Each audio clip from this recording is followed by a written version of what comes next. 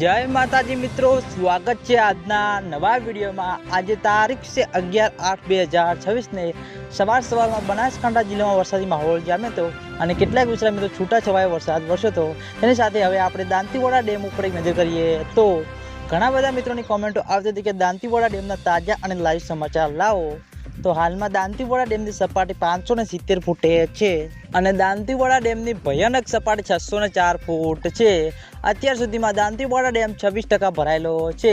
તેની સાથે ઘણા બધા ખેડૂતો મિત્રોની કોમેન્ટો આવતી હતી કે શું દાંતીવાડા ડેમમાં પાણીની આવક શરૂ થઈ કે નહીં। તો મિત્રો હજુ સુધી બિલકુલ પણ દાંતીવાડા ડેમમાં પાણીની આવક શરૂ થઈ નથી અને આગામી દિવસોમાં બનાસકાંઠા જિલ્લામાં વરસાદી માહોલ રહેશે।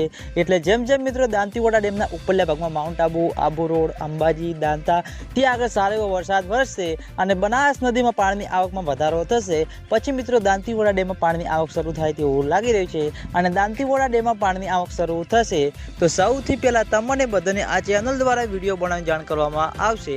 એટલે તમે બધા અમારી ચેનલ ઉપર નવા હોય તો વિડીયોને લાઇક કરી દેજો, કોમેન્ટ કરી દેજો અને ચેનલને સબસ્ક્રાઈબ પણ કરી દેજો।